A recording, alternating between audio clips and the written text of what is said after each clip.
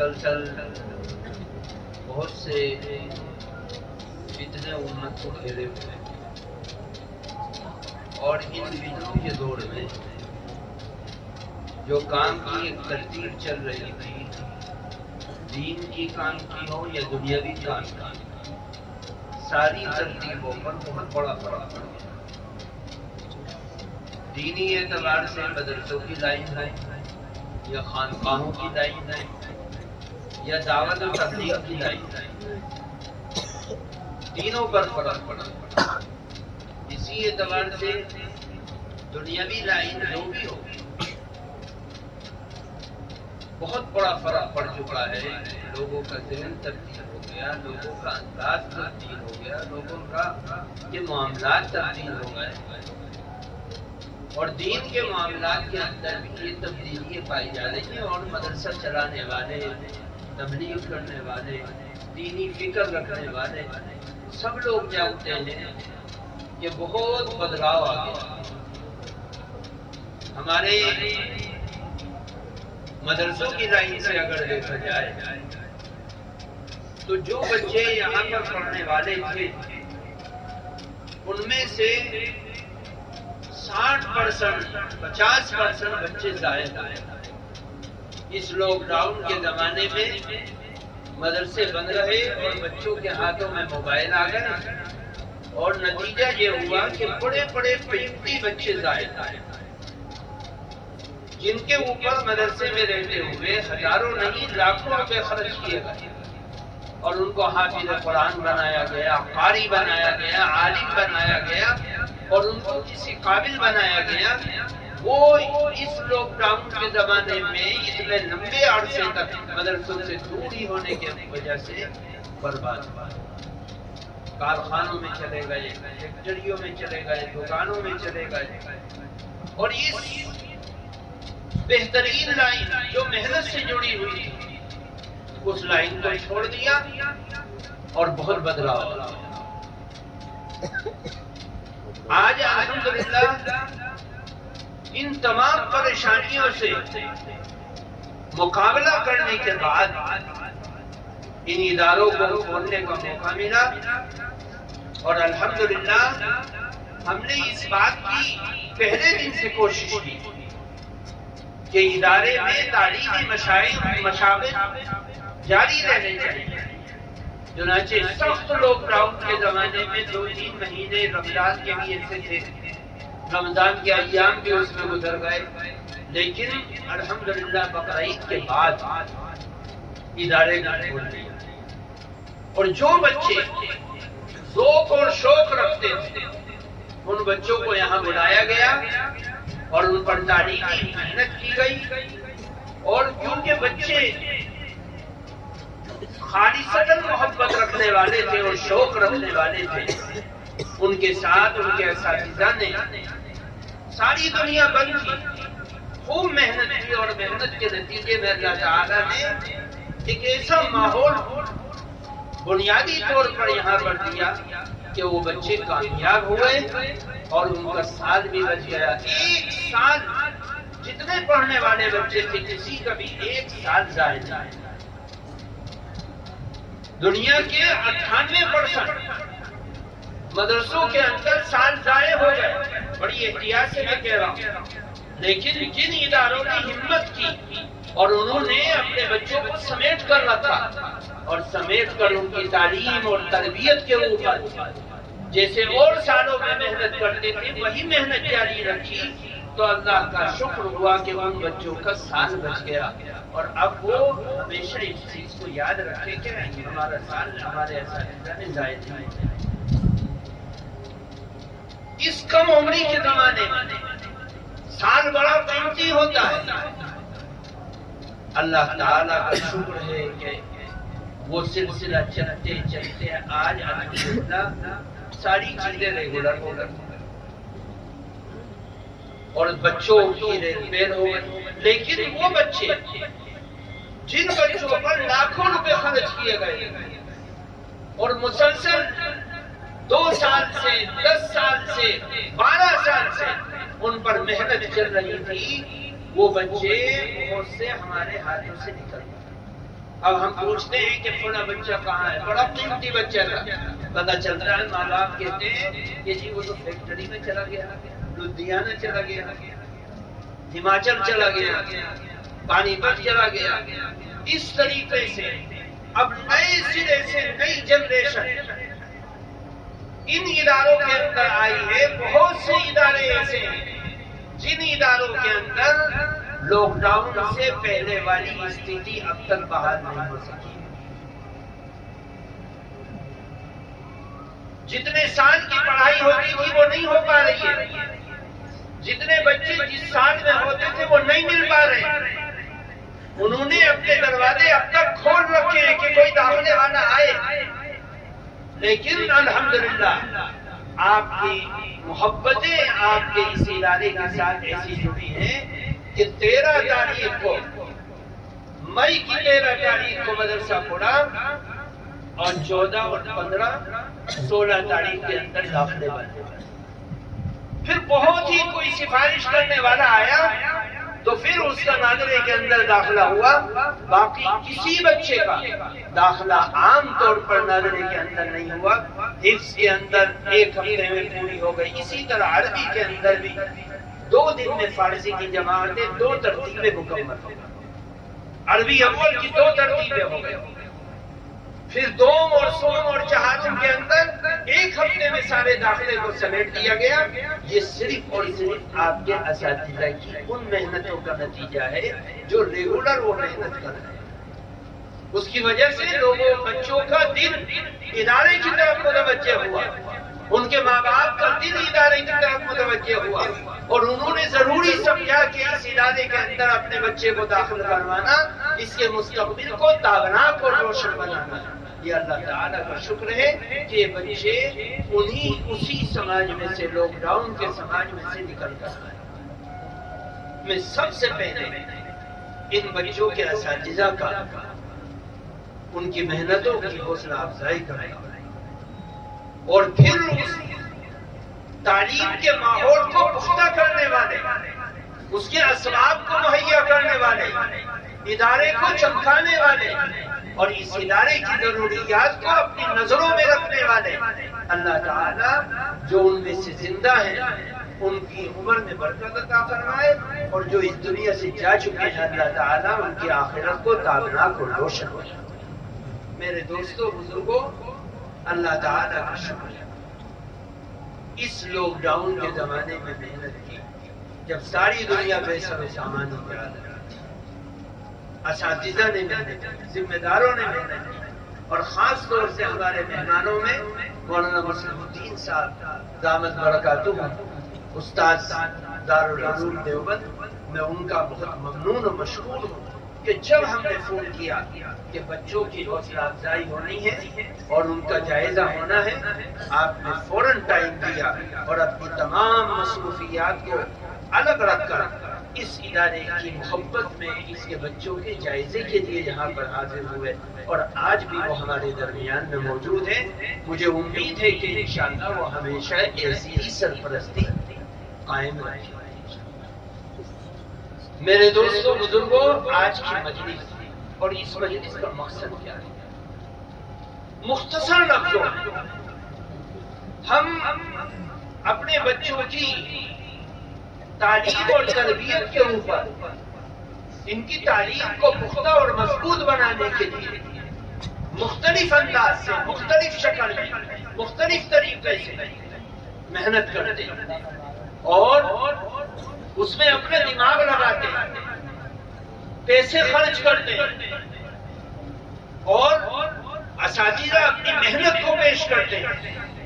انہی تمام محنتوں میں ایک سب سے بڑی محنت یہ ہے کہ ہم نے یہ اندازہ لگایا کہ بچے کو اس کے شوق اور ذوق کے ساتھ کس طریقے سے بچے کو اس بات کے لیے آمادہ کیا جائے کہ طالب علم اپنے شوق سے محنت کرنے والا ہے۔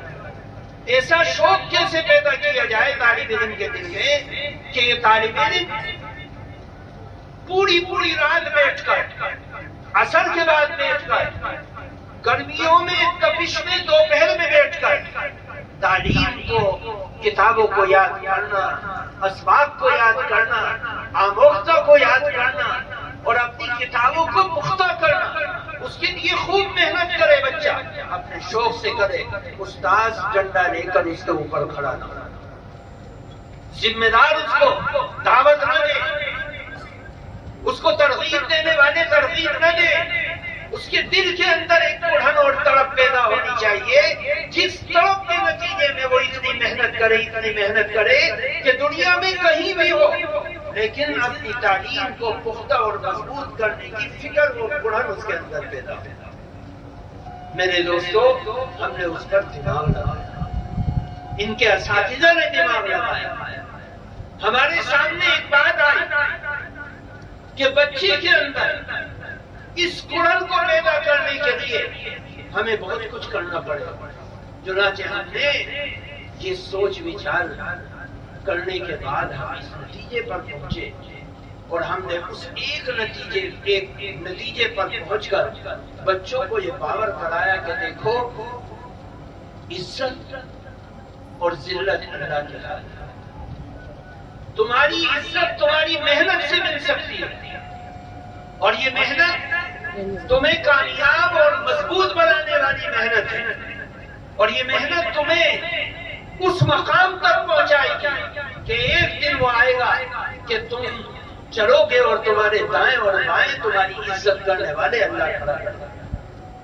میرے دوستوں، لوگوں، میں نئے بچوں کی معلومات کے لیے بیان کر رہا ہوں اور ان بچوں کے ذمہ داروں کے لیے بھی عرض کر رہا ہوں اور جو یہاں پر مہمان ہیں ان کو بتلانے کے لیے بھی عرض کر رہا ہوں۔ تو میرے دوستو، ہم نے ایک چیز، ان تمام چیزوں میں سے ایک چیز ان بچوں کے دل میں یہ ڈالی۔ ہر انسان کی فطرت ہے کہ وہ گھومنا چاہتا ہے، نئی نئی چیز دیکھنا چاہتا ہے، اپنے اوقات کو ایک کام سے دوسرے کام میں ڈائیورٹ کرنا چاہتا ہے۔ وہ چاہتا ہے کہ میں مسلسل ایک ہی کام میں نہ رہوں، نئی نئی چیز میرے سامنے آئے۔ تو یہ بچے ہیں، یہ عمر جوانی کی 14 سال کی، 15 سال کی، 20 سال کی، 21 سال کی، یہ عمر بھی ایسی ہے کہ اس عمر میں، اس زندگی میں انسان چاہتا ہے کہ مجھے نئی نئی چیزیں دکھائی دیں۔ چنانچہ ہم نے اپنے بچوں کو کہا کہ جو بچہ محنت کرے گا اور محنت کرنے کے بعد اس کے اساتذہ اس کو محنت کے نتیجے میں نمبرات دیں گے اور وہ نمبرات اس کے 90% سے اوپر ہوں گے تو ہم اس کو کسی تاریخی مقام پر گھمانے کے لیے لے جائیں گے۔ یہ بات ایک عجیب سی بات ہے۔ 2 بچے کسی کے ہوں تو ماں باپ یہ سوچتے ہیں کہ یار 2 بچے ہیں، ان بچوں کو گھمانے کے لیے کار کرنا پڑے گا، ہوٹل کرنا پڑے گا، روٹی پانی کا انتظام کرنا پڑے گا، چائے پانی کا انتظام کرنا پڑے گا، کتنا بڑا خرچہ ہوگا۔ ماں باپ سوچتے ہیں کہ اتنا بڑا خرچہ کرنے کے بعد ہم گھمانے لے جائیں گے تو ہمارے اتنے مہینے کی تنخواہ کا پیسہ اس میں خرچ ہو جائے گا۔ لیکن اللہ تعالیٰ نے ان بچوں کی برکت سے یہ چمن چمکا رکھا ہے۔ اگر بچے نہ ہوں، تمہارے گاؤں میں کوئی چندہ کرنے جائے، تم پوچھو کتنے بچے پڑھتے ہیں، یا بھائی 100 بچے پڑھتے ہیں، کتنے بچے کھانا کھاتے ہیں، یا بھائی 50 بچے کھانا کھاتے ہیں، تو آپ چندہ دو۔ اور اگر آپ کو کہیں کہ بھائی بچے تو پڑھتے نہیں ہیں لیکن مدرسہ ہے، تو بھائی جب بچے پڑھتے نہیں کیا مدرسے میں ہوتا ہے؟ یہ کون سا مدرسہ ہے جس میں بچے ہی نہیں ہیں؟ پھر اس کا چندہ کیسے ہو رہا ہے؟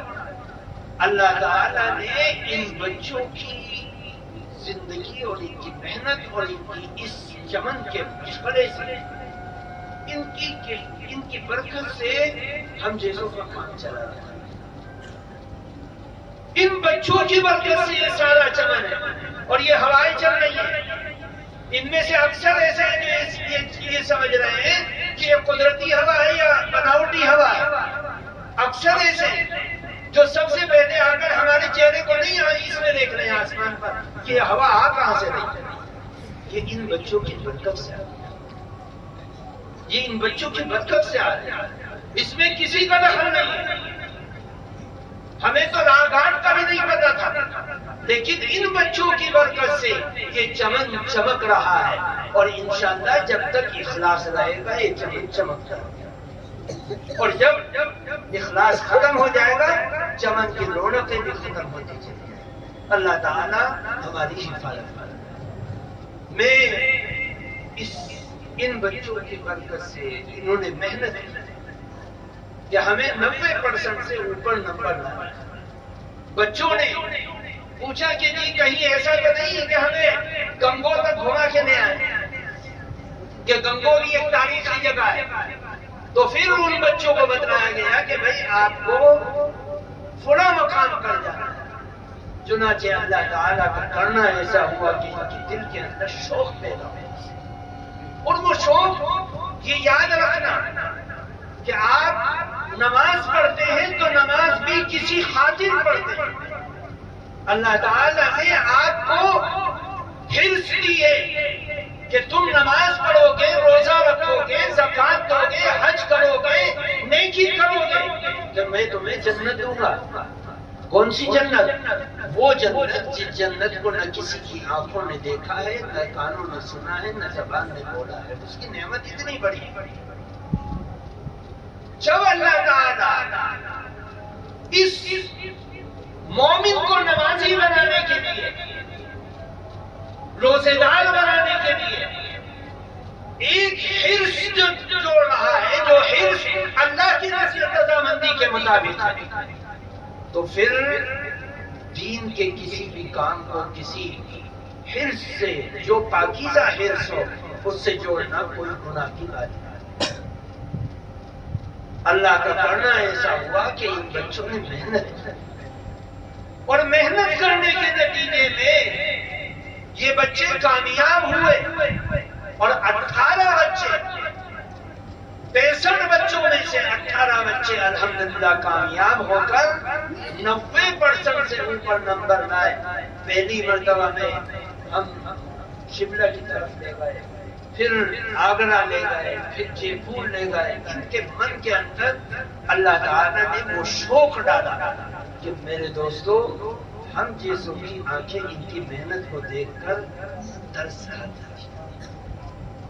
کیسے محنت کی ہے اپنی محنت کے بچے خود بیان کریں۔ پوری رات یہ بچے بیٹھ کر مسجد کے اندر تعلیم کو سیکھتے تھے اور سکھاتے تھے، تکرار کرتے تھے، محنت کرتے تھے، کتابیں پڑھتے پڑھتے سو جاتے تھے۔ ان کے اساتذہ کو، ذمہ داروں کو ان کی محنت کو دیکھ کر رشک آنے لگا۔ یہ حاجی جی بیٹھے سیجوڑ کے، ان کا پوتا بھی جو ہے کامیاب ہوا ہے۔ میں ان کے گھر میں گیا تو انہوں نے کمرہ ہی رکھ کر رکھا تھا، اس میں کتابیں پڑھی۔ میں نے کہا یہ کیا ہے؟ کہا ہم نے تو مولوی صاحب کے لیے اس کمرے کو وقف کر دیا، خالی کر دیا، بھائی اس کمرے کو چھوڑو مولوی صاحب۔ گھر والوں نے ان کی محنت کو دیکھ کر یہ محسوس کیا کہ یہ محنت کامیاب کرنے والی ہے، اس لیے ان بچوں کو کامیاب بنانے کے لیے جس چیز کی ضرورت ہے اس کو مہیا کیا۔ میرے دوستوں بزرگوں، اللہ تعالیٰ کا شکر ہے کہ وہ محنت جاری و ساری ہے، اور اس محنت کے نتیجے میں الحمدللہ یہ 90% سے اوپر نمبر لاتے رہے، کامیابی حاصل کرتے رہے، پھر نمبر لاتے رہے، پھر کامیابی حاصل کرتے رہے۔ اس زمانے میں جب محنت کر رہے تھے تو بعض طلبہ نے یہ سوچا کہ بھئی یہ کہیں منہ دیکھ کر نمبر تو نہیں دیے جا رہے، اور لوگوں میں یہ بات آئی تو الحمدللہ ان بچوں نے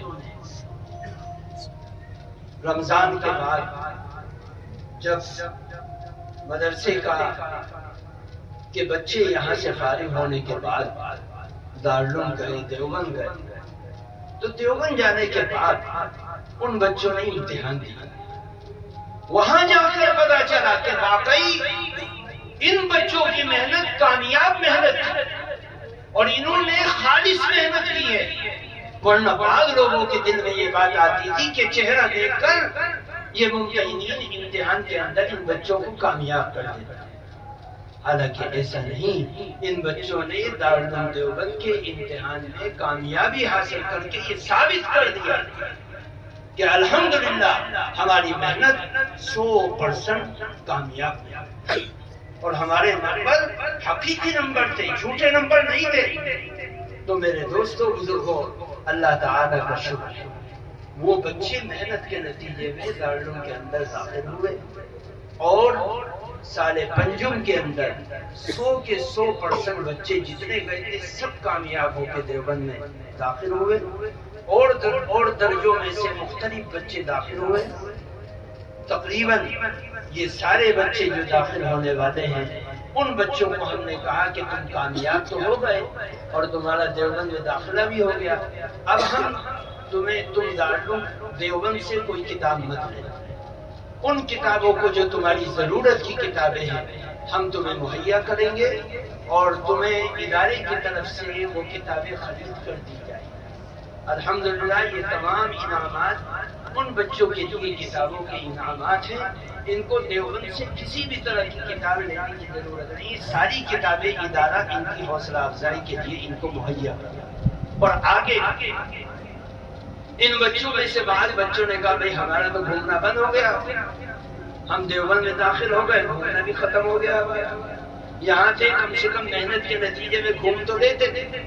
تو ہم الحمدللہ میں ان بچوں کو باور کرانا چاہتا ہوں جو دیوبند میں چلے گئے ہیں یا مظاہر العلوم میں چلے گئے ہیں، وہاں پر رہ کر جس طرح پیچھے انہوں نے محنت کی ایسے ہی محنت کو جاری رکھیں گے اور 90% سے اوپر نمبر لائیں گے تو انشاءاللہ ان کی حوصلہ افزائی اسی طرح ہوگی جس طرح پیچھے ہوتی تھی، ان کا ساتھ چھوڑا نہیں جائے گا.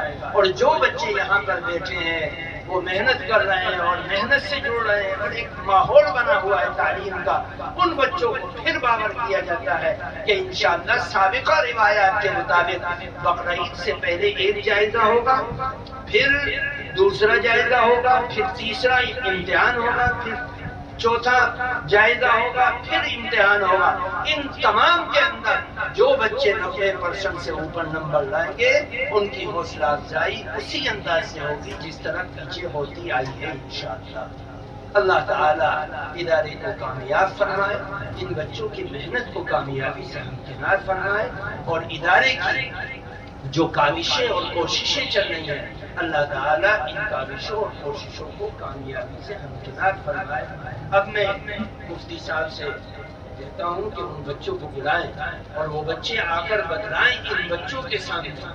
دراصل یہ بچے جو بیٹھے ہوئے ہیں ان بچوں کے سامنے یہ بتلائیں کہ انہوں نے محنت کیسے کی ہے اور ان کو کامیابی کیسے ملی ہے، ان کے اساتذہ کی محنت ان کے ساتھ کیسے رہی ہے. انشاءاللہ یہ بچے بتلائیں گے تو اور بچوں کو بھی سبق ملے گا کہ انہوں نے کیسی محنت کی ہے اور کیسے کامیابی حاصل کی. اللہ تعالیٰ